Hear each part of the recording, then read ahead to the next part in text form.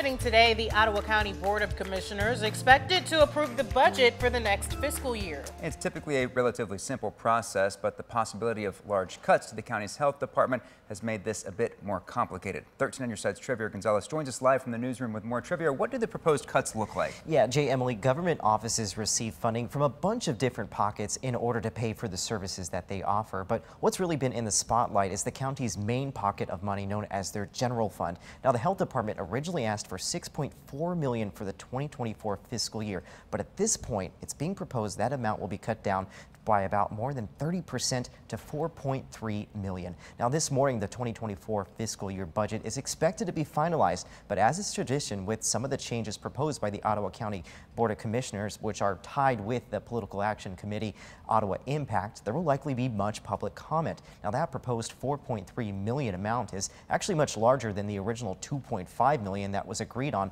by County Administrator John Gibbs and Board Chair Joe Moss. Now, if you go into the minutes of the county's Finance and Administration Committee, it mentions that these cuts are because they want their budget to return to normal pre-COVID levels. But something that's made this a tense process is that the county health officer, Adeline Hambley, hasn't had much of a say in the process. Here's her weeks ago speaking out during a public comment session.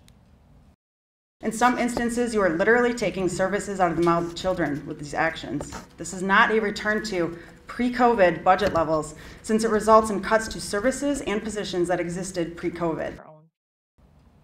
Now, there has been a protest in support of Hambley and the health department. A union from the health department has also recently been created. And since the new fiscal year starts in October, it is really less than 3 weeks away until this new budget would take effect. Now, that meeting is set for 9 a.m. over at the county's Fillmore complex. You could expect that we will be covering what develops. In the newsroom, Trevor Gonzalez, 13 on your side.